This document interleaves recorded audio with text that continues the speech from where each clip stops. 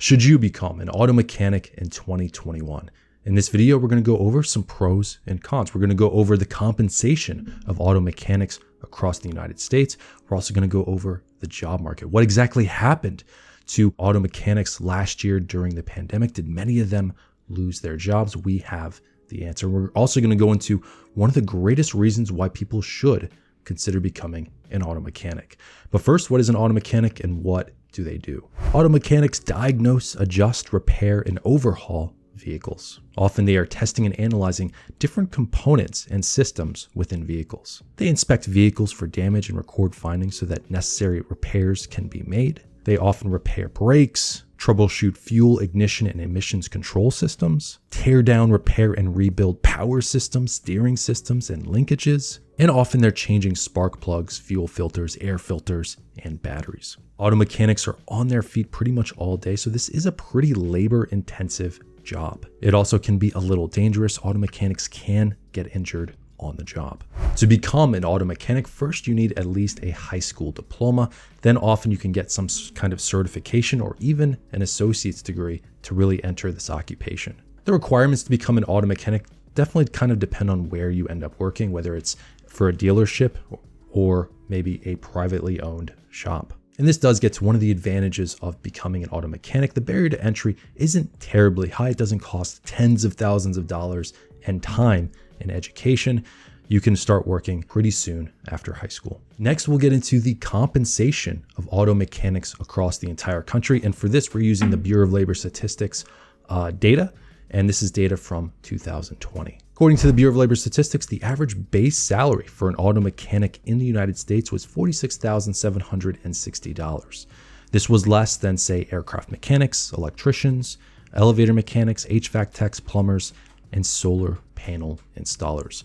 But we'll get into a little bit later in the video some common ways auto mechanics boost their income.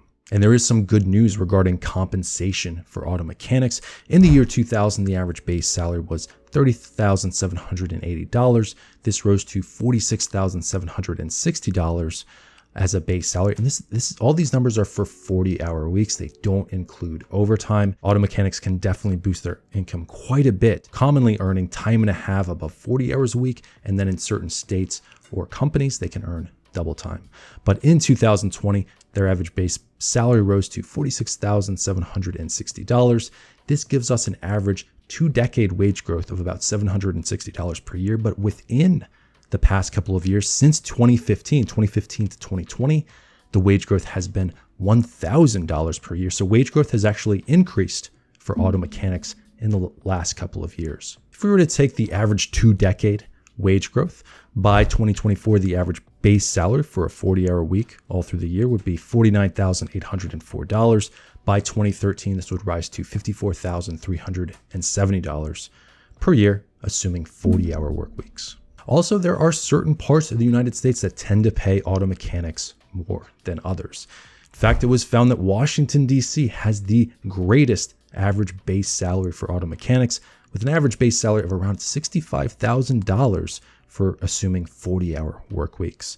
This is followed by the state of California, the Golden State, about $55,000, state of Washington, about $53,000, and then Alaska, Hawaii, and Texas all tend to pay auto mechanics more on average than other states. And like I said earlier, one way auto mechanics really boost their income is through overtime. They are entitled to paid overtime above 40 hours a week, whereas certain occupations like teachers, restaurant managers, they don't get paid overtime above 40 hours a week. And occupations like, say, becoming a teacher, you can end up working a lot of unpaid overtime. Next, we're going to get into the job market for auto mechanics, and I'm going to get into one of the biggest reasons why people should consider this particular occupation. And the reason is this: a large percentage of auto mechanics are self-employed, and the percent that are self-employed is much higher than some other occupations I was mentioning before. In fact, 13% of auto mechanics are self-employed, meaning they own their own shop or possibly they're a 1099 contractor. But this really shows that for particularly ambitious people that like to work with their hands, repair things, be kind of outdoors, this is a great occupation for more ambitious, handsy people. So we can actually compare this to a couple different occupations. 5% of electricians were self-employed in 2020, 7% of HVAC techs, 8% of plumbers, and 6% of solar panel installers, and just about zero elevator mechanics were self-employed. Those guys, they're all part of a union. There's very little entrepreneurial opportunity for elevator mechanics, whereas there's a lot for auto mechanics. So even though auto mechanics have a slightly lower base salary than some of the other trades occupations where people are working with their hands, they do have that particular opportunity with self-employment. But how is the labor market doing? How many jobs are there available for auto mechanics, and what does it look like for the future? Well, according to the government, in 2020, there was 620,000 employed auto mechanics in the entire workforce. These are employed auto mechanics. It doesn't include the self-employed. This is slightly less than the number of employed electricians, but this is much more than the number of employed elevator mechanics, solar panel installers. This is just to give you an idea of how big this occupation is. This isn't a small niche occupation. There's jobs pretty much all across the United States. Regarding the number of employed, there is a little cause for concern. In the year 2000, there was about 692,000 employed auto mechanics. This reached a low in 2010 of about 587,000. This is right after the Great Recession. So the number of auto mechanics really fell from 2008 to 2010. Since then, it has rebounded. But as you can see, between 2019 and 2020, the number of employed fell once again. And this is due to the pandemic. In 2020, the government recorded 620,110 employed auto mechanics. Between 2019 and 2020, the number of employed auto mechanics fell for two big reasons. The culture has changed. People just aren't commuting into the office as much anymore. They are working remotely. They're just not using their vehicles as much. Everyone that can be home is home, and this could change in the future. But another key reason the number of auto mechanic jobs has been falling is because of the advent of electric vehicles. Electric vehicles just require less maintenance than ICE vehicles. And for these two reasons, the government's forecasting a 4% drop in the number of employed auto mechanics from 2020 to 2030. In fact, this is one of the few occupations out there that has a kind of a negative growth rate.